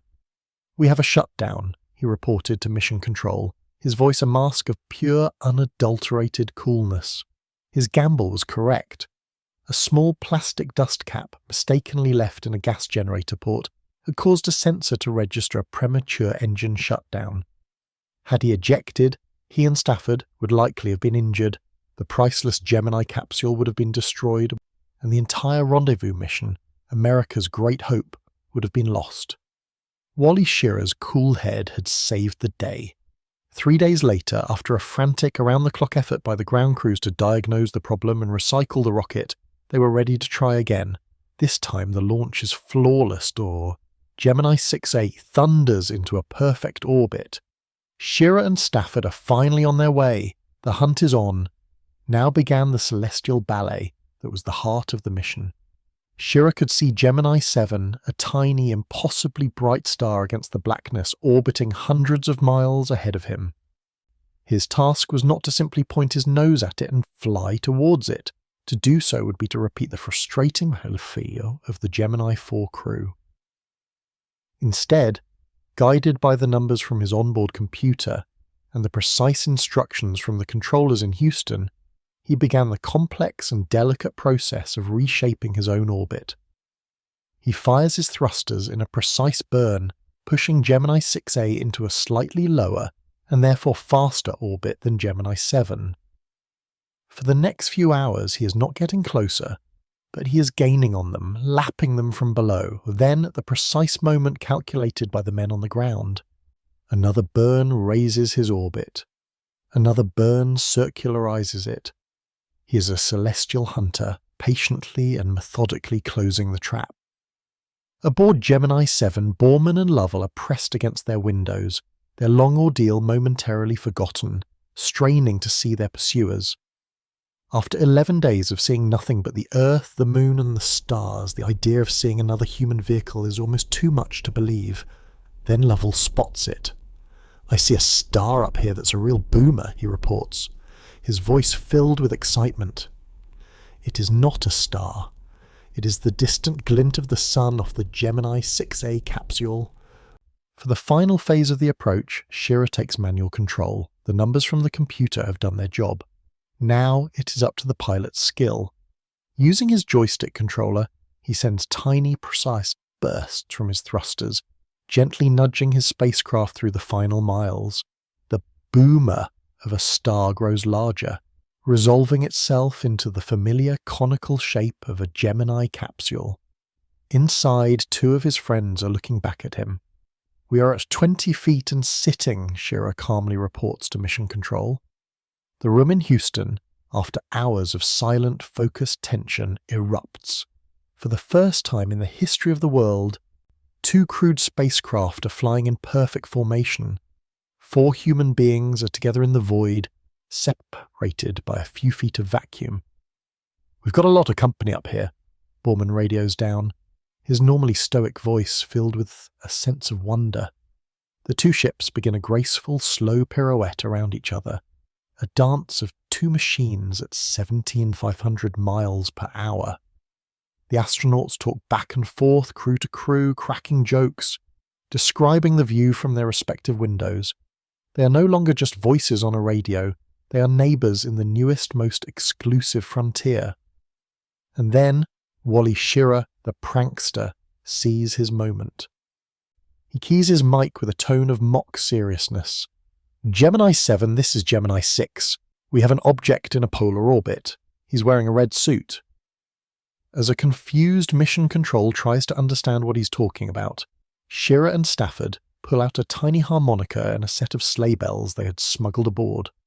Over the radio, echoing from the heavens, comes the tinny, cheerful sound of jingle bells.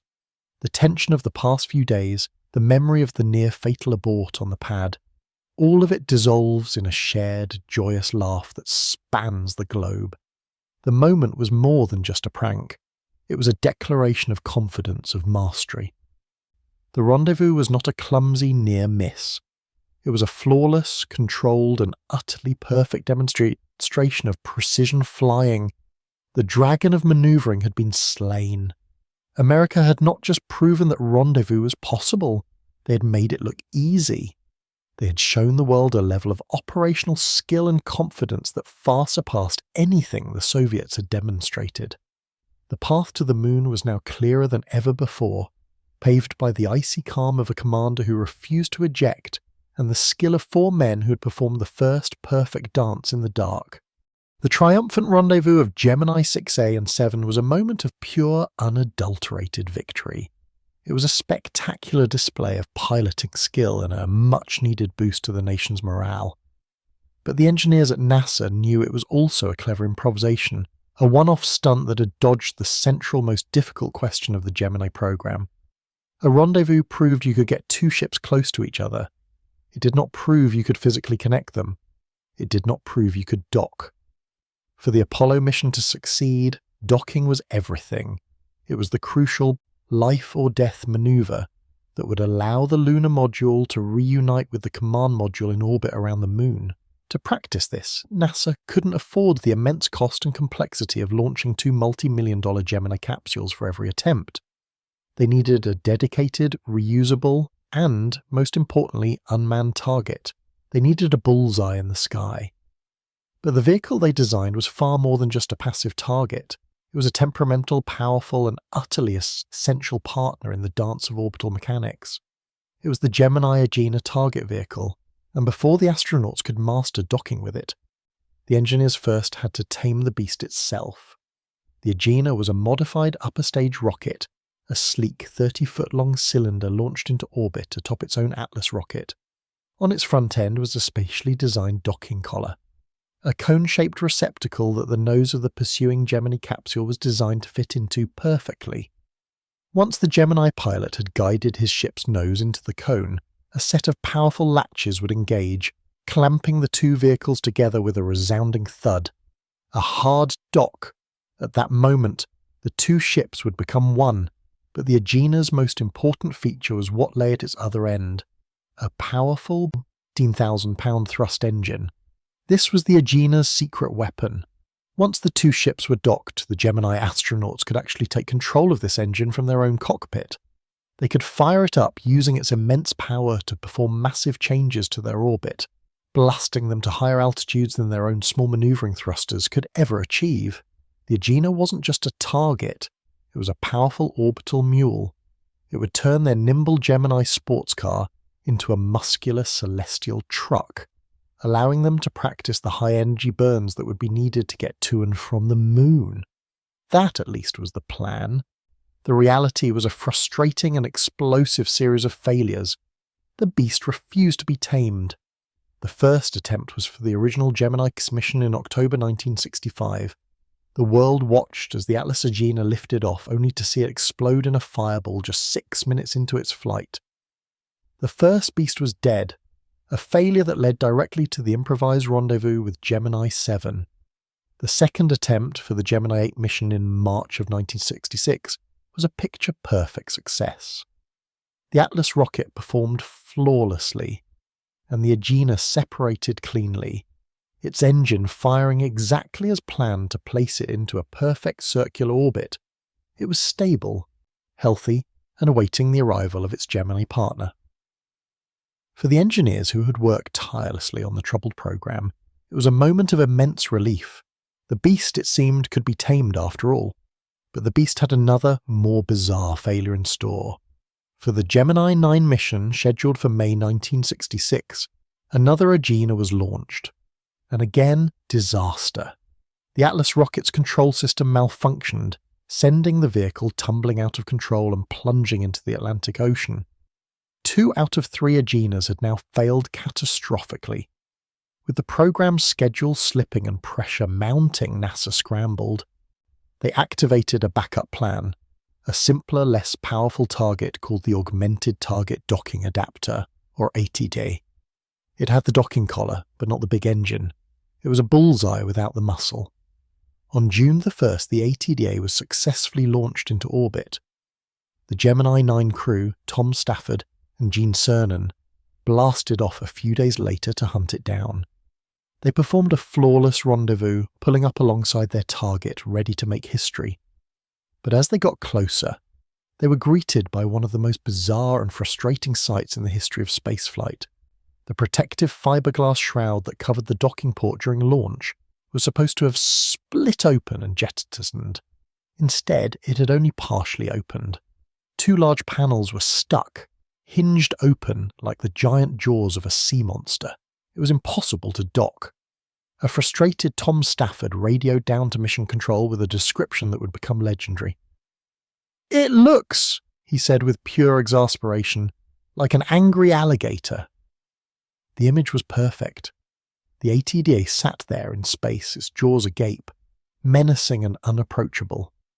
For hours, the ground controllers debated the problem. Could they send Gene Cernan on a risky spacewalk to try and cut the shroud loose with a tool they didn't have?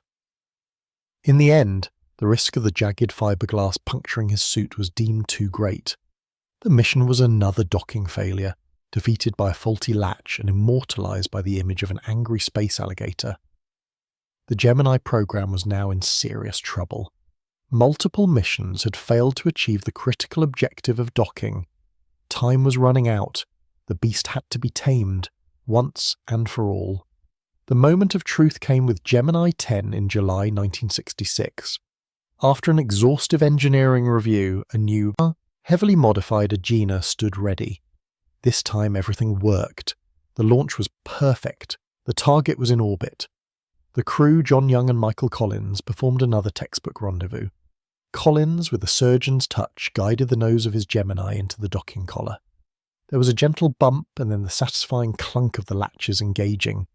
"Flight, we are docked," Collins reported. They had done it.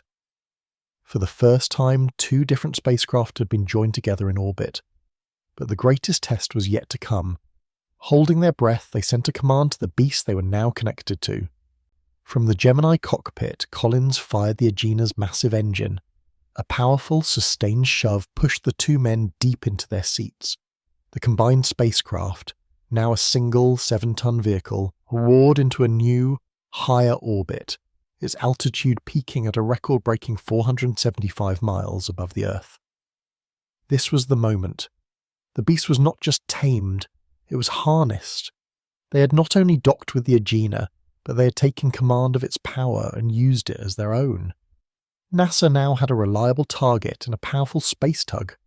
The frustrating series of failures was over. The door was now wide open to finally master the last, most difficult challenges of the Gemini program and to confront the final dragon that guarded the path to the moon. With the temperamental Agena target vehicle finally tamed, the stage was set for the most ambitious mission yet. Gemini 8 would be the culmination of everything NASA had been working towards. A mission to perform not just the first rendezvous, but the world's first ever docking. The crew selected for this historic task was a perfect blend of quiet confidence and skill. The commander was Neil Armstrong, the cool-headed civilian test pilot flying his first mission. His pilot was Dave Scott, a determined and sharp rookie from the 3rd astronaut group. On March 16, 1966, their mission began with flawless precision. The Agena launched perfectly into orbit. A few hours later, Armstrong and Scott followed, their Titan II rocket delivering them into a perfect chase orbit. For the next 6 hours, Armstrong, with the quiet confidence of a man who was born to fly, expertly piloted their Gemini capsule, performing a series of complex thruster burns. He brought them up behind and then below the Agena, finally pulling up just a few feet away. The rendezvous was a textbook success. Now came the historic part. With the world listening in, Armstrong used tiny, delicate bursts from his maneuvering thrusters to nudge the nose of his spacecraft into the docking collar of the Agena. "Flight, we are docked," he reported, his voice a mask of pure calm. For the first time in history, 2 vehicles had been joined together in orbit. In mission control, a wave of triumphant applause and cigar smoke filled the room. The Great Dragon had been slain. But even as they celebrated, the beast they had docked with had one last, nearly fatal bite in store. Or so they thought. As the 2 combined vehicles continued their orbit, Dave Scott noticed something was wrong. They were starting to tumble, a slow, gentle roll that shouldn't have been happening. Assuming the problem was with the Agena's control system, Armstrong used the Gemini's thrusters to correct the motion. The tumbling stopped, but a few moments later it started again, this time faster. Armstrong fought it again. The situation became a wrestling match in the dark, Armstrong using his Gemini's thrusters to fight an unseen force in the Agena. Their fuel was being consumed at an alarming rate. The terrifying realization dawned. The problem was not the Agena. The problem was their own spacecraft. They had to get away from the Agena to diagnose the issue. "We're going to have to undock," Armstrong calmly told Mission Control. He fired the thrusters to back away. The moment the 2 ships separated was the moment the mission turned from a problem into a full-blown life-or-death crisis. Freed from the mass of the heavy Agena, the Gemini 8 capsule, under the power of a single, unseen and uncontrollably stuck thruster, began to spin, and it spun with a terrifying accelerating violence. "We're in a spin!" Scott yelled. The world outside their windows became a nauseating, streaking blur of black and blue. The spin rate increased dramatically, approaching 1 full revolution per second. The centrifugal force was immense, pinning the astronauts to their seats, pulling the blood from their brains. Their vision began to tunnel.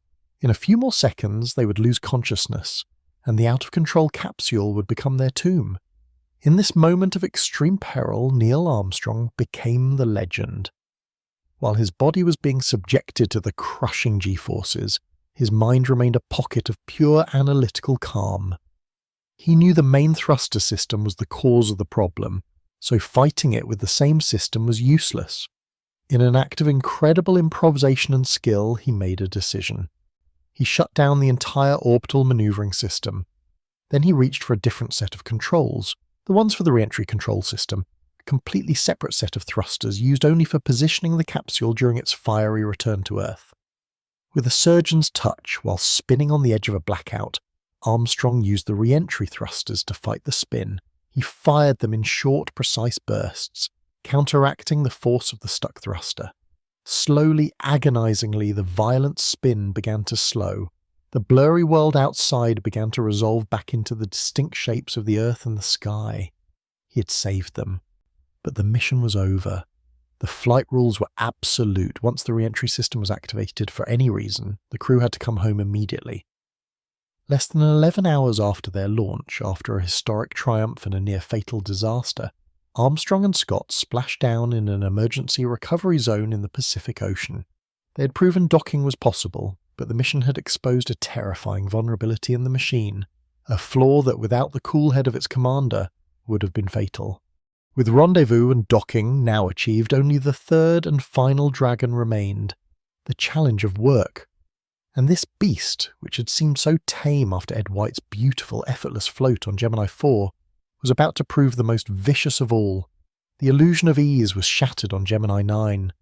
The pilot, Gene Cernan, was tasked with the most ambitious spacewalk yet. He was to exit the capsule, maneuver to the back, and test a rocket-powered jetpack called the Astronaut Maneuvering Unit. It was a critical test for Apollo, but the moment Cernan left the capsule, the mission descended into a private hell. With no proper handholds or footholds, Cernan flailed helplessly into the void. Every tiny motion was a battle. Pushing on a surface sent his body spinning in the opposite direction. He struggled to get to the back of the spacecraft, his heart rate soaring, his body temperature spiking. The physical effort was so immense that the inside of his helmet began to fog up from his own breath and sweat, blinding him. He was exhausted, overheating, and completely blind, tangled in his own umbilical cord, with no idea which way his spacecraft was. It was only through the calm coaching of his commander, Tom Stafford, that he was able to feel his way back to the hatch and be dragged inside, moments from collapse. He had come terrifyingly close to being the first man to die in space. The spacewalking blues continued.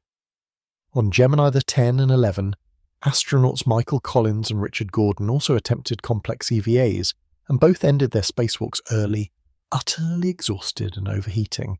The problem was clear.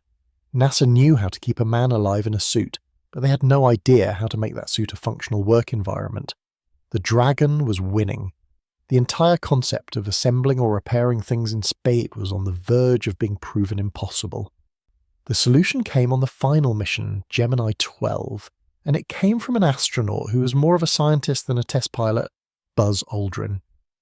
With a doctorate in orbital mechanics, Aldrin approached the problem not with brute force, but with methodical scientific rigour. He refused to accept that the problem was unsolvable. He argued that the previous failures were due to poor preparation and a lack of understanding of the basic physics. Aldrin pioneered the use of underwater training, discovering that floating in a swimming pool was the best way to simulate the slow, deliberate movements of zero-G. He meticulously choreographed his every move, practicing for hours in a giant water tank. Crucially, he insisted that the engineers install proper handholds, footholds and tethers all over the outside of the spacecraft. He wasn't going to just float. He was going to have a structured, stable work site. In November 1966, Aldrin put his theories to the test. Over 3 separate spacewalks, totaling a record 5.5 hours, he performed a series of complex tasks with an almost boring efficiency. He tested tools, connected electrical plugs, and moved effortlessly around the spacecraft using his new handholds. His heart rate barely rose. His helmet remained crystal clear. He made it look easy because for the first time it was easy. He had not overpowered the problem. He had outthought it. Buzz Aldrin, the spacewalk doctor, had finally, decisively slain the final Dragon. With Aldrin's triumphant spacewalk, the Gemini program came to a close. In just 20 months, NASA had flown 10 crewed missions. They had gone from a fledgling space presence lagging far behind the Soviets to the undisputed masters of orbital operations. The checklist of impossible tasks was now a list of proven capabilities. They had proven that humans could live and work in space for 2 weeks. They had mastered the delicate, unforgiving ballet of rendezvous and docking. They had turned the terrifying chaos of the spacewalk into a predictable, repeatable engineering task. They had tested the computers, the fuel cells, and the navigation techniques that would guide Apollo to the moon. The bridge of fire had been crossed. The chasm of unknowns was now a mapped and understood territory.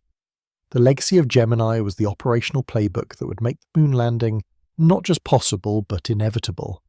But this incredible achievement came at a breathless pace, with a tolerance for risk that seems almost insane today. Why the relentless pressure? Why the willingness to push men and machines to the very edge of disaster time and time again? The answer lies beyond the realm of pure exploration. The real reason for Project Gemini was war. A quiet technological war for the hearts and minds of the planet. Every Gemini mission was a strategic public blow against the prestige of the Soviet space program. While the Soviets struggled in secrecy after the sudden death of their brilliant chief designer, Sergei Korolev, Gemini was broadcasting a relentless, ever-escalating series of American triumphs to the world.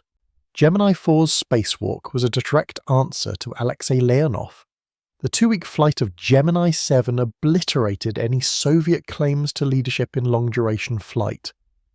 The flawless rendezvous of Gemini 6 and 7 was a demonstration of piloting skill the Soviets simply could not match.